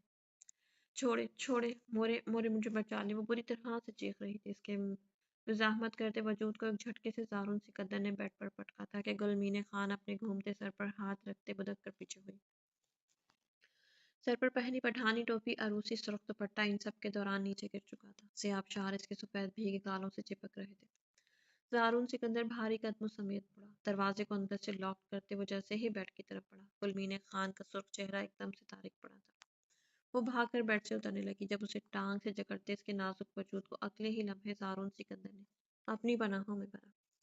गुलमीने तड़प कर से दूर होने को हाथ पैर चलाने लगी, मगर अचानक दोनों हाथ इसके इतराफ में जमाए खुद को घूरते सारून सिकंदर की नजरों से सहम कर मज़ाहमत भूली उसे देखने लगी, जिसकी नजरों में गुस्सा और नफरत साफ झलक रही थी। हमने कुछ नहीं किया लाला। मम शट अप। कुलमीने सारून सिकंदर, छोटी बच्ची हो तुम जो निकाह का मतलब समझ नहीं आता तुम्हें। वो पहली बार इस पर यह गुस्सा हो रहा था और गुलमीने खान के रहे से औसान भी खता होने लगे थे। जारून सिकंदर ने एक कटीली निगाह इन आंखों पर डाली, जिनकी लर्जिश एक पल को उसे सब भुला गई थी। तने साहब अपने पहलू में मौजूद इस मोमी वजूद की मौजूदगी पर पुरसुकून होने लगे थे। मोरे के पास जाना है। इसकी खामोशी महसूस करते वो फिर से रोते हुए हिचकियों में बोली तो जारून सिकंदर के माथे पर एक साथ जाने कितने ही बल सिमट आए थे। एक बात जहन नशीन कर लो गुलमीने सिकंदर खान, अब तुम जारून सिकंदर की बीवी हो। मेरे नाम से मंसूब होकर हर रिश्ता पीछे छोड़ चुकी हो तुम। आइंदा इस कमरे से बाहर कदम निकाले तो ऐसी सजा दूंगा कि मेरे नाम से भी डरोगे तुम। शहादत की उंगली इसकी थोड़ी पर घुमाते वो दो टोक सिद्ध भरे लहजे में बोला। इसकी रुकती हुई सांसों को महसूस करते वो अगले ही लम्हे एक करक निगाह इसके वजूद पर डालते बेड से उठा। अब स्टडी रूम में बंद हुआ था। इसके दूर होने का एहसास होते ही गुलमीने ने अपनी भीगी खौफ से स्याह पड़ती आंखें वाह की तो वो कहीं भी नहीं था। इन कपड़ों में उसे उलझन हो रही थी। वो इस कमरे से भी, मगर जारून सिकंदर की वहशत से अभी तक इसकी सांसें ठीक से बहाल भी नहीं हो पाई थी। कुजा के वो रूम से बाहर निकलती। इसने सहमी नजरें पूरे कमरे पर दौड़ाई तो साइड में इस पर पड़ी इसकी तस्वीर देख के पल को खौफ से आंखें गहरी हुई थी। अगले ही लम्हे इसने तेजी से इस तस्वीर को उल्टा दिया। कंफर्टर से खुद को अच्छी तरह लपेटे वो आयतल कुर्सी पढ़ते जाने का अपनी नींद में उतरे। अगला दिन कईयों की जिंदगी में अंधेरा बनकर तुलू हुआ था। बाबा आराम से चलें, आप तो ऐसे कर रहे हैं जैसे देर से जाने पर आपके बड़े शाह आपको सजा ही सुना डालेंगे। बाप के बाजू को मजबूती से जकड़े वो मुस्कुरा कर बोली, जबकि हफीज कुरैशी ने मुतफक्राना नजरों से अपनी चांद सी बेटी को देखा। बेटा, ये बड़े लोग बड़े सख्त होते हैं। पहले ही काफी शाम हो रही है, ऊपर से अगर मजीद देरी कर दी तो जाने बड़े शाह नाराज ना हो जाए। इनके लहजे की फिक्र और घबराहट पर महफिल ने अफसोस भरी निगाह गहरी सांस भरी। वैसे बाबा जान, खान हवेली में तो सब बहुत अच्छे हैं, नाना जान भी बहुत शफीक है और बाकी सब भी, फिर यहाँ सब इतने गुस्से वाले क्यों हैं? वो कल हवेली से वापस जाने के बाद से ही इन दोनों हवेलियों के मकीनों का मवासना कर रही थी। ना चाहते हुए भी आगा जान का सहर इसके दिमाग से नहीं हट पा रहा था। वो इसलिए बेटा क्योंकि वो आपके नाना की हवेली है और मेरे मामू की भी, इसलिए वो हमारे अपने हुए। बाकी सबके लिए तो वो ऐसे ही सख्त मिजाज हैं जैसे शाह हवेली के मकीन।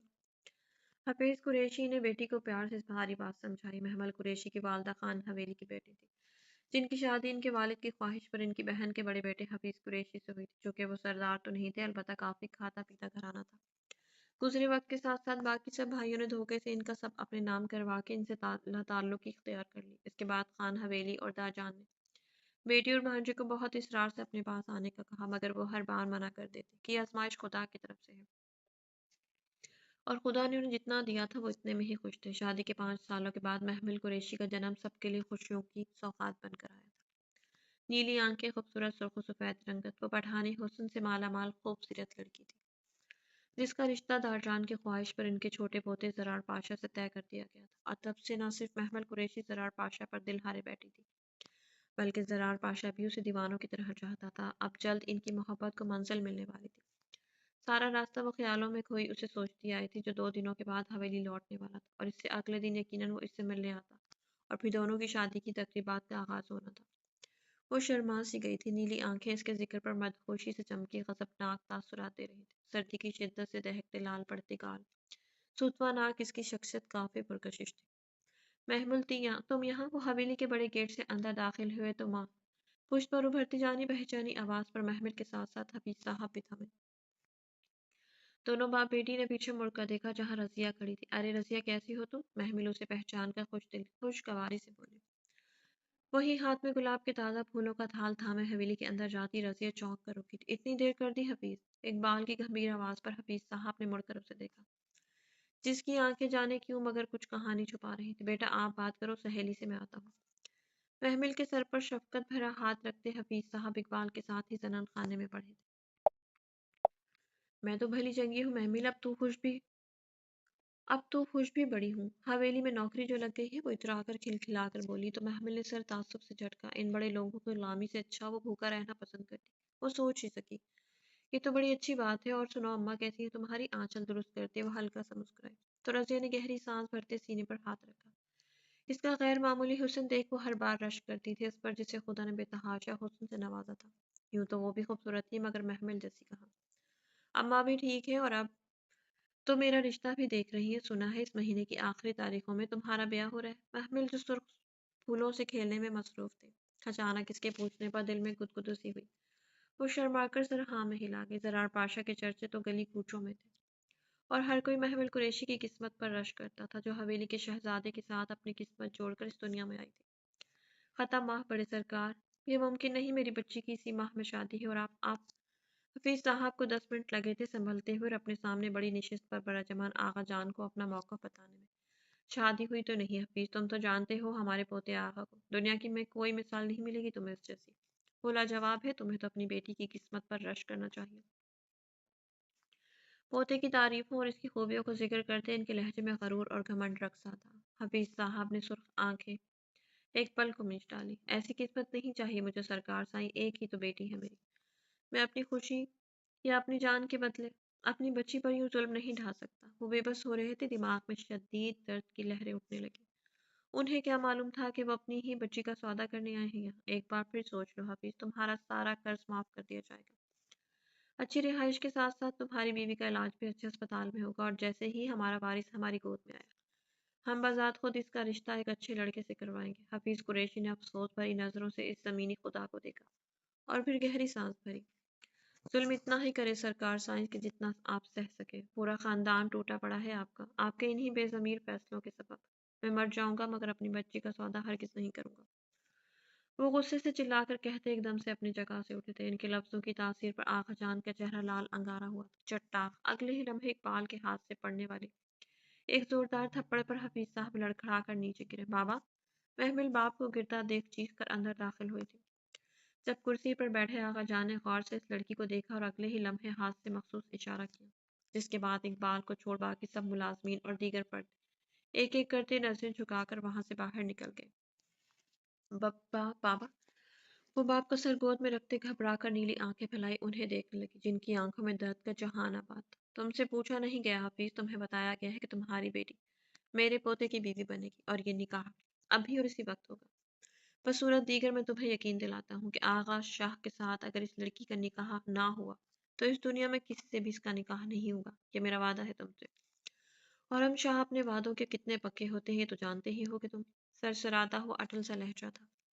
محمل قریشی نے حیرت بے یقینی کے کئی ملے جلے تاثرات سمیت انہیں دیکھا جو جانے کیا چاہتے تھے۔ اٹھو بیٹا، حفیظ صاحب نے خوف سے بیٹھی آواز میں کہتے بیٹی کو اٹھانا چاہا، جب اگلے ہی لمحے اقبال نے کھینچ کر اسے محمل سے دور کرتے بندوق سے ایک فائر فضا میں کرتے ساتھ ہی بندوق اس کے سر پر تانے۔ بابا چھوڑو میرے بابا کو! محمل پنجوں کے بل اٹھتے بری طرح سے چلائی تھی۔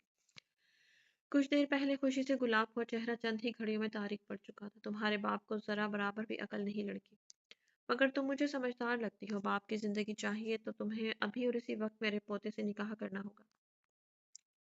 اس کا وارث جیسے ہی دنیا میں آئے گا تم بالکل آزاد ہو جاؤ گے۔ تمہیں طلاق دلانے کی ذمہ داری میری۔ آغا سرکار کی ایک ایک بات سنتے اس کے چہرے پر ہزاروں رنگ آئے تھے۔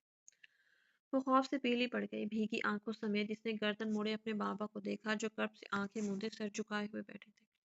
ہوش میں تو ہیں آپ؟ وہ حلق کے بل چیخی تھی۔ آغا جان کو یقیناً اس کا جواب پسند نہیں آیا تھا اور اب کی بار اگلی گولی کے ساتھ ساتھ حفیظ قریشی کی چیخیں اس فضا میں گونجی۔ بابا! محمل پاگلوں کی طرح ان سے لپٹی ان کے زخمی بازو کو دیکھ رہی تھی۔ گولی چھو کر گزری تھی مگر خون رفتار سے بہہ رہا تھا۔ آغا سرکار نے مونچھوں کو تاؤ دیے اسے زخمی نگاہوں سے دیکھا۔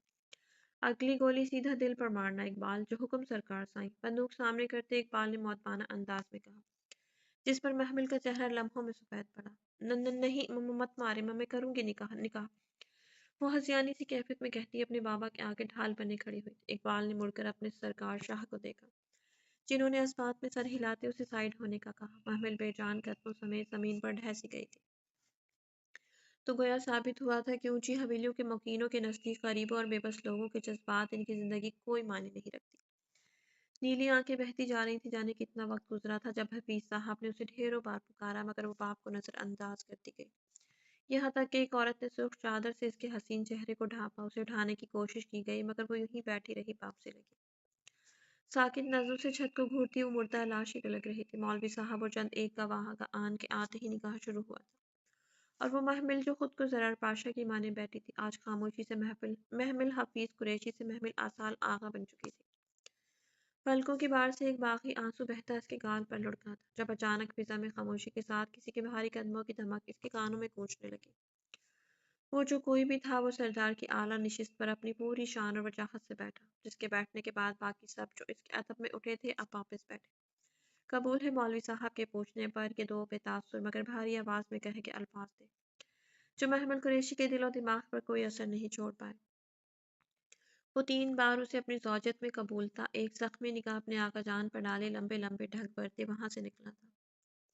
مٹھائی کے ٹوکروں اور ڈھیروں تحائف کے ہمراہ سب کو رخصت کیا گیا تھا، جبکہ آپ کی فتح کے نشے میں چور آقا جان خوشی سے بھولے نہ سما رہے تھے۔ اس حویلی اور ہمارے پوتے کی زندگی میں تمہاری جگہ صرف تب تک ہے لڑکی، جب تک تم ہمیں ہمارا وارث نہیں دے دیتے۔ ٹانگ پر ٹانگ چڑھائے بیٹھے ان گمبھیر مگر سرد آواز نے مردان خانے میں خاموشی طاری کر دی تھی۔ نکاح تو ہو چکا تھا، جبھی انہوں نے اس کی حیثیت بتانا لازم سمجھا۔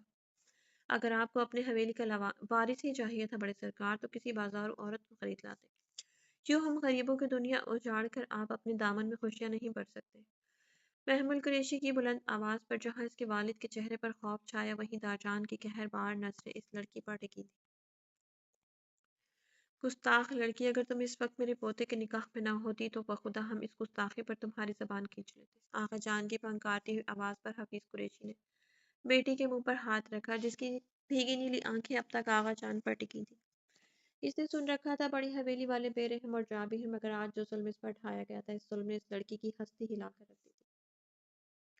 اپنی بچپن کی محبت جس کے نام کا وہ دم بھرتی آئی تھی، اس کی زندگی سے نوچ کر ان بے رحم لوگوں نے اسے اپنے پوتے کی زندگی میں لا پٹکا تھا، جس نے نکاح کے بعد ایک نظر بھر کر اسے دیکھا تک نہ تھا۔ اپنی بیٹی کو سمجھا دو اچھے سے حفیظ، زبان دراز عورت، مجھے اپنی حویلی میں تو کیا اپنے علاقے میں بھی قطعی ناپسند ہے۔ اگر آئندہ ایسی گستاخی ہوئی تو اس کی لاش تک نہیں ملے گی تمہیں۔ فاتحہ کے لیے۔ سخت پتھریلی آواز میں قہر برساتی نگاہ محمل قریشی پر ڈالتے تنفن کرتے وہاں سے نکلے تھے۔ گھبرائیے مت بھابھی، آپ چاہیں تو آرام کر سکتی ہیں، لالا کو شاید آنے میں دیری ہو جائے۔ گہری سانس بھرتے روپ نے اس معصوم سی بے تحاشا حسن کی مالک دوشیزہ کو دیکھ نرمی سے کہا۔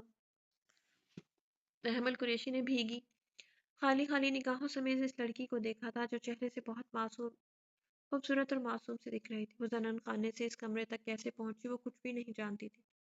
روپ اس کی حالت دیکھ کر گھبرا سی گئی، ایک طرف اسے اس معصوم پر دکھ اور افسوس بھی آیا تھا، مگر دوسرے ہی پل وہ اماں سائیں کے کہے کے مطابق خود کو اس لڑکی سے زیادہ اٹیچ بھی نہیں کرنا چاہتی تھی۔ یہ آغا لالا کا کمرہ ہے، آپ ریسٹ کر لیں، کھانا بھیجتی ہوں میں آپ کے لیے۔ شائستگی سے کہتی وہ دوپٹہ سر پر سلیقے سے جمائے اب کمرے سے باہر نکلی ہو آئی۔ بستر ٹھیک کرتی نفیسہ بیگم کی آواز پر روپ نے گہری سانس بھری۔ جی اماں سائیں، آپ کو ملنا چاہیے بھابھی سے، بہت خوبصورت ہے وہ، روپ نے بستر پر ان کے سامنے بیٹھتے کہا تو نفیسہ بیگم نے گہری سانس بھری۔ صبح مل لوں گی میں روپ، یاد ہے نا آغا سائیں نے کہا ہے کہ زیادہ گھلنا ملنا ہرگز نہیں۔ کیا معلوم وہ بچی کب تک یہاں ہے۔ اداس سی ہوتی سرد سانس فضا کے سپرد کرتے بیٹی کے نزدیک بیٹھی۔ روپ جی اماں، چھت کو گھورتے وہ فوراً سے بولی۔ بیٹا واپس کب جاؤ گی؟ اس کے بالوں میں انگلیاں چلاتے وہ سنجیدگی سے بولی کہ ایک پل کو روپ کا دل بجھ سا گیا، اس کی آنکھیں ایک دم سے گہری ہوئی۔ اماں کل چلی جاؤں گی، آپ فکر نہ کریں۔ وہ پھیکا سا ہنسی۔ نفیسہ شاہ بیٹی کو دیکھتی رہ گئی۔ شادی کو 1 سال ہو چکا تھا اور 1 سال سے شاید ہی انہوں نے کبھی اپنی بیٹی کو خوش اور مطمئن دیکھا ہو۔ ایک طرف نعمت تھی جس کا سہاگ اجڑ چکا تھا، اور دوسری طرف روپ تو شادی کے بعد جانے کیا کچھ نہیں جھیل رہی تھی۔ وہ دونوں جڑواں بہنیں تھیں، اور دیکھنے میں بھی دونوں ایک جیسی ہی تھیں۔ سیاہ بڑی بڑی آنکھیں، سرخ و سفید رنگت، جو انہیں والدین سے وراثت میں ملی تھی۔ کوئی بھی ایک بار دیکھ کر ان دونوں میں فرق نہیں کر سکتا تھا۔ ہاں مگر روپ دلاور شاہ کی دائیں آنکھ کے ذرا نیچے ناک کے نزدیک ایک بڑا سا سیاہ دل تھا، جس وجہ سے گھر میں اس کی پہچان کر پانا آسان ہو جاتا تھا۔ شایان کا رویہ ٹھیک تو ہے تمہارے ساتھ؟ سوچوں کو جھٹکتے انہوں نے کسی انہونی کے تحت پوچھا۔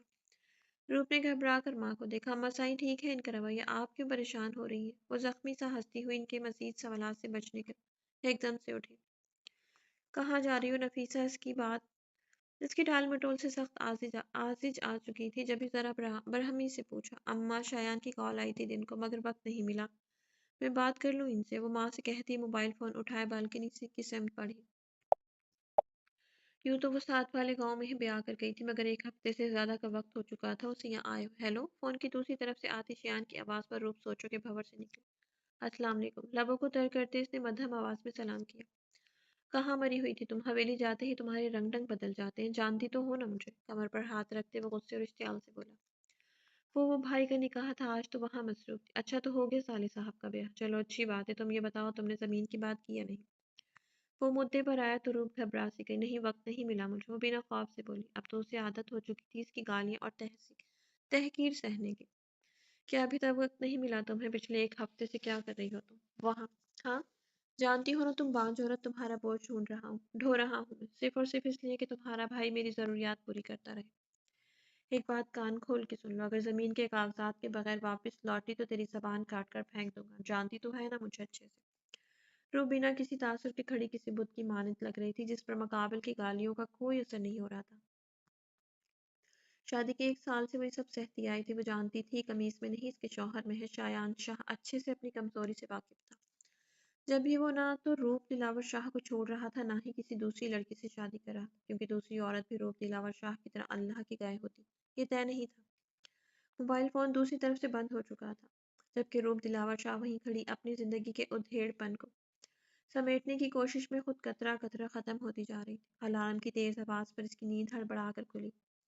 گہری سی آنکھوں میں سرخی کی کچی ڈوریوں کی رمق تیر رہی تھی، انابی ہونٹ نیم ادھ کھلے تھے۔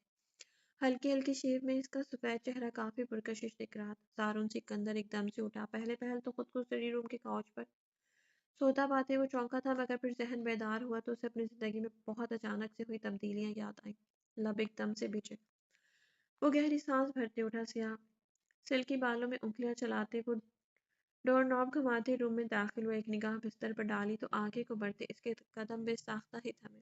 وہ چونکا، آنکھیں ضرورت سے زیادہ بڑی کیے وہ ہونٹ کھولے بیڈ کو دیکھ رہا تھا، جہاں پر گلمین خان بے ترتیبی سے آڑی تیچی سوئی ہوئی تھی۔ سیاہ بال سفید بیڈ پر شیٹ پر پھیلے ہوئے تھے، کمفرٹر آدھے سے زیادہ فرش پر جھول رہا تھا، جبکہ وہ خود چت لیٹی گلابی نیم و ہونٹوں سے گہری سانسیں بھر رہی تھی۔ بے ساختہ ہی زارون سکندر نے اس کا جائزہ لیتے اپنی سرخ نگاہیں اس کمسن حسن سے چرائیں۔ دل چاہا کہ ابھی جا کر اس کے ہوش ٹھکانے لگائے، مگر پھر کل رات کی اس کی حرکت یاد کرتے ہی وہ سر جھٹک کر کبٹ کی طرف بڑھا۔ ٹائم دیکھا تو صبح کے 9 بج رہے تھے۔ بلیک شلوار قمیص نکالتے واش روم کی سمت بڑھا تھا۔ اگلے 10 منٹ کے بعد وہ واش روم سے فریش ہو کر نکلا۔ گیلے بالوں میں انگلیاں چلاتے وہ ڈریسنگ مرر کی طرف بڑھا۔ قمیص کے اوپری بٹن کھلے ہونے کے سبب اس کا چوڑا سینہ دکھ رہا تھا، کثرتی وجود پر یہ رنگ کافی جچ رہا تھا۔ نظریں جھکائے اس نے برش اٹھانا چاہا تو نظریں آئینے سے پیچھے کی طرف دوڑی، جہاں محترمہ الٹی لیٹی ہوئی تھی۔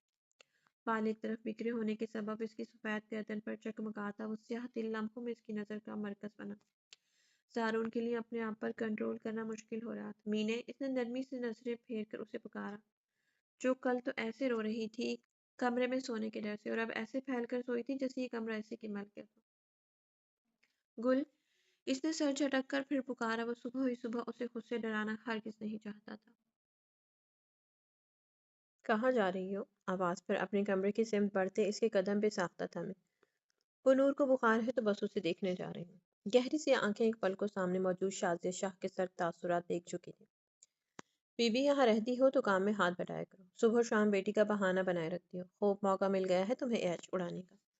ہلکے گلابی رنگ کے خصے سے سوٹ میں ہم رنگ دوپٹہ سر پر سجائے نعمت دلاور شاہ ایک گہری نگاہ ڈالے اور نخوت اور نفرت سے بولی۔ نعمت کی آنکھوں کے گوشے ایک پل کو نم ہونے لگے۔ وہ خاندان کی سب سے چھوٹی بہو تھی، جب تک شوہر تھا تو وہ ملکہ بنی رہی، اور اب تو ہر کوئی اسے نفرت اور قہر بھری نظروں سے دیکھتا تھا۔ شازیہ اس کی سب سے بڑی جٹھانی تھی، اور سب سے زیادہ وہی اس کی جان کا وبال بنی ہوئی تھی، جس کی سب سے بڑی وجہ نعمت دلاور شاہ کی خوبصورتی اور شازیہ کے شوہر کی بری خصلت تھی۔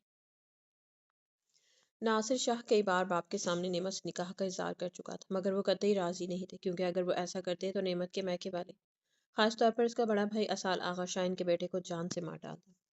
اب بھی کل رات دونوں میاں بیوی کی خوب لڑائی ہوئی تھی، وجہ نعمت ہی بنی تھی۔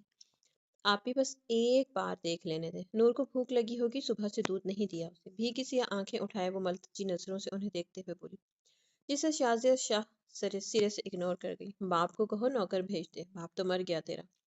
اپنے بھائی سے ہی کہہ دو، بڑا سگا بندہ ہے نا تیرا، تو بھیج دے بہن کی مدد کو نوکر چا کر۔ اب جاؤ اور جا کر رات کا کھانا تیار کرو۔ تڑک کر کہتی وہ اس کی سبھی التجائیں رد کرتی ایک طرف سے ہوتی اپنے کمرے کی طرف بڑھ گئی۔ ہارون ظاہر شاہ، اس کے دل نے زخمی سی آہ بھرتے اس مہربان شخص کو یاد کیا جس نے اسے کبھی پھول سے بھی تکلیف نہیں آنے دی تھی، اور اب اس کے جانے کے بعد وہ کانٹوں پر رول رہی تھی۔ گالوں پر بہتے آنسوؤں کو ہتھیلی کی پوچھ سے رگڑتی وہ پاؤں گھسیٹے دوبارہ سے کچن کی طرف بڑھی۔ وہ صبح سے ڈیرے پر ہی تھا، سب سے بیزار، الگ تھلگ، دل کو انم کی طرف سے دھڑکا لگا ہوا تھا۔ دوست یار بھی اس کے موڈ کو بہتر نہ کر سکے تھے۔ دیر تک ہلا گلا ہوتا رہا اور زارون سکندر روٹھی محبوبہ کی طرح سیاہ سوٹ کے اوپر سیاہی چادر دونوں شانوں پر لیے تھا۔ سیاہ بال جیل سے سیٹ کیے ہوئے تھے، جبکہ ایک ہاتھ پر ہمیں وقت موجود رہنے والی ایک نئی برانڈڈ واچ تھی۔ ایک طرف لڑکے گول دائرے میں پٹھانی رقص کر رہے تھے جسے تقریباً سبھی لوگ لطف اندوز ہو رہے تھے۔ ٹھنڈی سانس بھرتے وہ اٹھنے لگا جب تراب خان نے اس کے ہاتھ پر ہاتھ رکھا۔ کہاں؟ وہ ہلکا سا ہنسے۔ زارون نے گہری سانس بھرتے اسے دیکھا اور اس کے سیکنڈ چچو کا بیٹا تھا، مگر ان دونوں کے مزاج کے سبب دونوں کی خوب بنتی تھی۔ تھک گیا ہوں، حویلی جانا چاہتا ہوں، زارون نے ایک تاہے لہجے سے کہا۔ میں کہاں؟ پریشانی کے سبب تھکن واقعی اس کے اعصاب کو بھاری کر رہی تھی۔ آہا، پکا سونے ہی جا رہا ہے نا تو؟ وہ ذرا آگے کو ہوا، شدید لہجے میں باقی سے پوچھتے وہ ایک کان میں زارون خان کا چہرہ سرخ کر کے۔ بکواس مت کرو، سونا ہی چاہتا ہوں، اگر تجھے اتنا ہی شک پڑا ہوا ہے تو ڈیرے پر ہی سو جاتا ہوں۔ وہ تڑک کر بولا، مقصد اپنی جان چھڑانا ہی تھا۔ تو راب نے لب دبائے اس کے سوتے چہرے کو دیکھا۔ اتنا تو شریف ہے نہیں جتنا تو بن رہا ہے سالے۔ تیری آنکھیں دیکھ ساری رات جگنے کی چغلی کھا رہی ہیں، اور تجھے لگتا ہے کہ میں بیوقوف ہوں جو تو کہے گا اور میں مان جاؤں گا کہ تو سونے جا رہا ہے؟ تو راب اسے اچھا خاصا زج کر رہا تھا، اور اب زارون نے اکتاہٹ بھری گہری سانس بھرتے اسے گھور کر دیکھا۔ تو نہ مان، جو بھی جی میں آئے وہ سمجھ، میں جا رہا ہوں، وہ بدک کر کہتا ہوا اٹھ کھڑا ہوا۔ دور کھڑی اپنی گاڑی کی طرف بڑھتے اسے اپنی پشت پر تراب خان کے کہے بخوبی سنائی دے رہے تھے۔ اسٹڈی روم میں ایک جانے پڑے کاؤچ پر وہ آنکھیں موندے پچھلے کئی گھنٹوں سے لیٹا اپنے اندر اٹھتے طوفان کو سلانے کی کوشش کر رہا تھا۔ ہر گزرتا لمحہ آنکھوں کے سامنے ایک نئی قیامت لہرا رہی تھی۔ دل میں قید معروف آبندی کی محبت اس کے منہ پر زوردار تماچے مار رہی تھی۔ کیا اتنی بے بستی اس کی محبت کہ اس کے جانے کے محض ایک سال بعد وہ آج کسی اور کا بن گیا تھا۔ اس کا کمرہ، بستر، تکیا، کجا کے ہر ایک شے پر اب محروق آبندی کا حق ختم ہو چکا تھا۔ وہ نکاح کے حق میں نہیں تھا، مگر اپنی بہن اور بھانجی کی خاطر وہ مجبور ہو چکا تھا، اور اب یہ مجبوری اسے تاعمر نبھانی ہی تھی، کیونکہ وہ روایتوں میں جکڑا ایک کمزور یا تنگ نظر سردار ہرگز نہیں تھا۔ وہ بغاوت اور ضد کے نام سے جانا جانے والا، اپنے پورے حسب و نسب میں وہ پہلا شخص تھا جو اس دنیا میں اپنی نظر کو بھا جانے والی ہر شے پر صرف اپنا حق سمجھتا تھا۔ اور اس کی سب سے بڑی مثال ماہرخ آفندی، ایک غیر خاندان کی لڑکی جسے اس نے بنا کسی پس و پیش کے ایک ہفتے کے بعد ہی نہ صرف اپنے نکاح میں لیا تھا بلکہ پورے خاندان سے بغاوت مول لی تھی۔ وہ ٹھٹکا جب اچانک کندھے پر کسی کے ہاتھ کا لمس محسوس ہوا۔ سرخ ہو رہی گہری سیاہ خوبصورت آنکھیں اٹھائے اس نے آنے والے کو دیکھا۔ بدر عالم شاہ اس کے دیکھنے پر ہلکا سا ہنسا۔ تو تم آ ہی گئے؟ وہ یوں ہی لیٹتے ہوئے عام سے انداز میں بولا۔ بدر اس کے سامنے کرسی کھینچ کر بیٹھا، بولا، کچھ بھی نہیں۔ مسئلہ کیا ہے بتائیں مجھے۔ دونوں کی عمر میں کئی سالوں کا فرق تھا، مگر حویلی کے دونوں بیٹے ایک دوسرے کے بھائی، کزن، دوست اور ہمراز سب کچھ تھے ایک دوسرے کے لیے۔ جیسے تو جانتا نہیں کہ مسئلہ کیا ہے؟ اسال آغا شاہ کا لہجہ انتہائی رکھا ہوا تھا۔ وہ سب سمجھتا تھا، بدر کو ضرور آغا جان نے واپس بلایا تھا اسے سمجھانے کے لیے، مگر بدر اسے کیا سمجھا پاتا جو پہلے سے سمجھا ہوا تھا۔ تو چھوڑ دیجیے گا، کچھ عرصے کے بعد نعمت آپی کے آتے ہی اسے آزاد کر دیجیے گا۔ بدر نے بغور اس کی پرکشش آنکھوں میں دیکھا۔ ہرگز نہیں، میرے نام سے منسوب ہو چکی ہے وہ لڑکی، اب چھوڑنے کا سوال ہی نہیں اٹھتا۔ وہ دو بدو مگر سخت ترین لہجے میں بولا تھا۔ اس کی چیت اس کے لہجے میں جھلکتی تھی۔ یوں ہی تو باسال آغا شاہ نہیں تھا۔ آغا، بحث مت کرنا بدر، میں ہر تکلیف برداشت کر سکتا ہوں، مگر اپنے نکاح میں لی ہوئی لڑکی کو ہرگز نہیں چھوڑ سکتا۔ اس کا لہجہ چٹانوں سا سخت تھا۔ بدر نے بغور ان دلکش آنکھوں میں دیکھا۔ شاہ خاندان کا ہر فرد خوبصورتی میں اپنی مثال آپ تھا، مگر ایک وہ ہی تھا جس کی گھنی بھویں مڑی ہوئی تھی، درمیان سے ہلکی سی ٹچ ہونے کے ساتھ ساتھ اس کے چہرے پر موجود وہ بڑی بڑی گہری سی آنکھیں سب سے خوبصورت تھیں، جو کسی کو بھی ایک لمحے میں اپنی طرف متوجہ کرتی تھیں۔ وہ واقعی خوبصورت تھا۔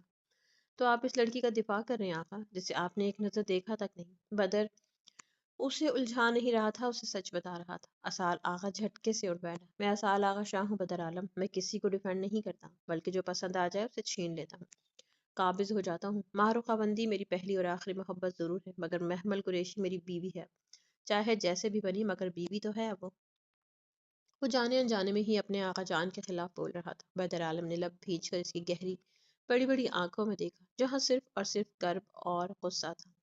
کمال ہے شکل دیکھی نہیں، نام تک یاد ہے آپ کو، وہ چھیڑنے کے انداز میں بولا تو اسال ہلکا سا مسکرا اٹھا۔ کہا نا میرے نام سے منسوب ہے وہ لڑکی، بھلا اسال آغا شاہ اس کا نام نہیں جانے گا؟ وہ اسے باتوں میں الجھاتا اس کا شانہ تھپکتے اسٹڈی روم سے باہر نکل آیا۔ بدر عالم نے ایک نگاہ اس کی نظروں سے اوجھل ہوتی پشت پر ڈالے سر کرسی پر گرا دیا۔ یہاں آؤ ہمارے پاس۔ وہ حویلی لوٹا ہی تھا جب اس کی گاڑی کی آواز سن زرتاج خان بھاگ کر کرسی سے اٹھتے اس کے سامنے آئی۔ امو آپ جاگ رہی ہیں اس وقت تک؟ سے آنکھوں میں حیرت سمیٹے وہ ششدر سا پوچھتے، ہاتھ بڑھاتے انہیں حصار میں لے گیا۔ رات کا تقریباً 1 بج رہا تھا۔ وہ اس وقت ان کا جاگنا زارون کو بے چین کر رہا تھا۔ ادھر بیٹھو، وہ اسے تھام کر ڈائننگ روم میں لے آئیں، خاموشی سے اسے ایک صوفے پر بٹھائے قریب ہی بیٹھی۔ وہ لب بھیجے انہیں دیکھ رہا تھا، جو کچھ کہنا چاہتی تھی شاید۔ تم نے گل کو کیا کہا ہے زارون؟ ان کی گھوری دیکھ کر پوچھنے پر وہ چونکا۔ وہ سمجھا تھا جانے کیا بات ہے جس وجہ سے وہ پریشان ہے، مگر اب ان کے منہ سے گل کا ذکر سن اس کا حلق تک کڑوا ہوا۔ امو میں نے اسے کچھ نہیں کہا، وہ بیزاری سے بولا تو انہوں نے پھر سے اسے گھورا۔ صبح سے ہر رسم میں وہ رویا ہے اور تم کہہ رہا ہے کہ تم نے کچھ نہیں کہا۔ حریم بتا رہا تھا کہ تم نے اسے جان سے مارنے کی دھمکی بھی دیا ہے۔ ان کے نئے انکشاف پر وہ حیرت سے سر اٹھائے انہیں دیکھتا پھر سے سر جھکا گیا۔ تو کیا گلمین خان اس کی اور اپنی باتیں اس کی چھوٹی بہن حریم سے کرتی رہی تھی؟ آنکھوں میں ایک دم سے سرد مہری سمٹ آئی، چہرے کے نرم تاثرات ایک دم سے پتھر کی مانند سخت پڑے تھے۔ دیکھا دیکھا خود کو، یقیناً وہ سچ کہہ رہا تھا۔ شکل دیکھو اپنا زارون خان، ہوا کیا ہے تمہیں بچہ؟ اس کے چہرے کے بدلتے تاثرات کو دیکھ وہ غصے میں آگ بگولا بنے بولی، امو میں نے اسے ایسا کچھ بھی نہیں کہا، اسی لیے تو میں ایک کم عمر بچی سے شادی کے حق میں نہیں تھا، کوئی چور نہیں میرا اور اس کا۔ میری عمر سے آدھی کی ہے وہ، مجھے قدم سے قدم ملا کر چلنے والی بیوی چاہیے تھی جو سمجھدار ہو، ایک بے وقوف کم عقل چھوٹی بچی نہیں۔ گہری سانس بھرتے وہ ایک دم سے پھٹ پڑا تھا۔ تو تمہارا بانڈا پھوڑ دیا اس لیے وہ بچی ہے؟ وہ اسے سخت تیوروں سے گھور کر بولی۔ ان کی نظر میں گلمین خان ان کے بیٹے کی جوڑ کی تھی، خوبصورت نازک معصوم اور سب سے بڑھ کر آنکھوں کے سامنے پلی بڑی تھی، اور کیا چاہیے تھا بھلا؟ امو ایسی کوئی بات نہیں۔ ایسی ہی بات ہے زارون خان، ہم سب سمجھ رہا ہے، مگر ہماری ایک بات کان کھول کر سن لو تم، وہ بیوی ہے اب تمہارا، عزت دو اسے اور جلد سے جلد اپنے رشتے کو استوار کرو۔ وہ سنجیدگی سے بولی تو زارون سرخ پڑتے نظریں جھکا گیا۔ اب جاؤ، وہ انتظار کر رہا ہے تمہارا۔ اب اگر گل کو ڈانٹا تو اچھا نہیں ہوگا۔ زارون خان، اب جاؤ اپنے کمرے میں اپنی بیوی کے پاس۔ وہ گہری سانسیں بھرتے سنجیدگی سے بولی تو وہ لب پیچھے ایک دم سے اٹھ کھڑا ہوا۔ کہاں جا رہے ہیں برخوردار؟ پشت پر ابھرتی کافی بھاری سخت آواز پر اس کی حویلی سے باہر نکلتے قدم ایک دم سے تھمے، چہرے کے تاثرات یک لخت سنجیدگی میں بدلے، وہ لب بھیجے گہری سانسیں بھرنے لگا۔ اسال آغا شاہ اندر بیٹھی لڑکی تمہاری بیوی ہے جو تمہارا انتظار کر رہی ہے، اور تم شادی کی پہلی رات ہی اسے یوں چھوڑ کر منہ چھپائے رات کی تاریکیوں میں بھاگ رہے ہو۔ آغا جان کی کرخت بے لچک آواز پر اس کی گہری آنکھیں سرخ ہوئیں۔ وہ ایک دم سے اپنے پوتے پورے قد سمیت پلٹا۔ چہرے پر پھیلتی سرخی دیکھ آغا جان نے لب سختی سے بھیجے۔ معاف کیجیے گا آغا جان، یہ نکاح آپ کی خوشی کے لیے کیا ہے میں نے، نہ کہ اپنی رضا سے۔ اور رہی بات اس لڑکی کی، تو مجھے پورا یقین ہے جس طرح سے آپ نے اس کے غریب ماں باپ کو مہرہ بنا کر اسے جائز رشتے کے ذریعے ایک ناجائز طریقے سے میرے نکاح میں شامل کیا ہے، وہ خود بھی میری منتظر نہیں ہوگی۔ جینز کی پاکٹس میں ہاتھ پھنسائے وہ ان کی آنکھوں میں آنکھیں ڈالے سنجیدگی سے بول رہا تھا۔ شاہ حویلی میں اس کی سوا اور کسی کی جرت تک نہیں تھی کہ وہ آغا سائیں سے اگر مگر تک کرتا۔ یہ صرف اسال آغا ہی تھا جسے وہ ہر حق دے چکے تھے۔ ہمیں مت سکھائیے آغا کہ کیا صحیح ہے اور کیا غلط، جتنا کہا ہے اتنا کریں، جائیں فوراً اپنے کمرے میں۔ اب کی بار وہ سرد مہری سے دو ٹوک انداز میں بولتے رخ پلٹ گئے۔ مطلب صاف تھا کہ وہ مزید اس کی کوئی بھی بات نہیں سننے والے، اور نہ ہی وہ ان کی اجازت کے بغیر حویلی سے باہر جا سکتا تھا۔ اور ایک بات، وہ ایک دم سے رکے، بدھ بنے اسال آغا پر ایک نگاہ ڈالے، وہ پشت پر ہاتھ باندھ کے، کہ نیچ ذات کی لڑکی صرف آپ کے بچے کی ماں بن سکتی ہے، بیوی نہیں، تو اس رشتے کو استوار کرنے سے پہلے اپنے جذبات اور حواس کو قابو میں رکھیے گا۔ وہ اسے کھلے عام بتا رہے تھے کہ ایک لڑکی ان کی نظر میں کیا اہمیت تھی، اور اس حویلی کے اصولوں سے وہ اچھی طرح سے واقف، مگر بغاوت تو اس کے اندر کوٹ کوٹ کر بھری گئی تھی۔ ایک بات یاد رکھیے گا آغا جان، اپنے حصے کی محبت ہم کر چکے ہیں، اور ہماری پہلی بیوی کی جگہ کوئی عورت نہیں لے سکتی۔ ہاں اگر ان سے ہونے لگی تو کچھ کہہ نہیں سکتا، کندھے اچکا کر وہ کمال لاپرواہی سے بولتا، انہیں آنکھ لگا کے۔ انہیں اس قدر زبان درازی کی امید آغا اسال سے ہرگز نہیں تھی۔ ایک بات کان کھول کر سن لے اسال آغا، ہم سب کچھ برداشت کر سکتے ہیں مگر اپنے اصولوں اور قاعدوں کی خلاف ورزی قطعی برداشت نہیں کریں گے، اور اگر کسی نے بھی ایسا کرنے کی کوشش کی تو یقیناً اس کی سزا بہت بھیانک ہوگی۔ وہ حویلی کے سربراہ تھے، برسوں سے چلی آئی رسومات ان کی زندگی کا قاعدہ تھا۔ آصال آقا نے موٹی آنکھ کھینچ کر ان کی آنکھوں میں دیکھا، وہ اگلے ہی پل وہ گہری سانس سے بھرتے لال انگارہ ہوئی آنکھوں سمیت ایک دم سے مڑا، لمبے لمبے ڈگ بھرتے وہ دھار سے دروازہ بند کرتے اپنے کمرے میں بند ہوا، لمبے لمبے ڈگ بھرتے وہ عجلت میں کمرے میں داخل ہوا، بنا مڑے ہی دروازہ پیچھے سے بند کرتے۔ اس نے ایک نگاہ بستر پہ بیٹھی گلمین خان پر ڈالی، جو لائٹ پنک کلر کے خوبصورت جوڑے میں دوپٹے سے بیگانہ اپنی تمام تر حشر سامانیوں کے ساتھ اس کے سامنے تھا۔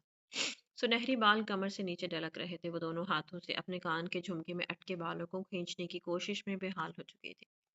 سنہری آنکھیں لبالب پانی سے بھری تھی، زارون لب بھینچ کر آگے بڑھا، بھاری قدموں کی دھمک پر وہ ایک دم سے مڑی تو سامنے کھڑے شخص کو دیکھ اس کی سانسیں بری طرح سے اٹکی تھی، جبکہ زارون سکندر اب ایک نگاہ اپنے بستر پر پڑے گلمین خان کے زیورات، جیولری، دوپٹے اور بے ترتیبی سے نیچے ڈھلک رہے کمفرٹر کو دیکھتا سب سے آنکھیں میچ گیا۔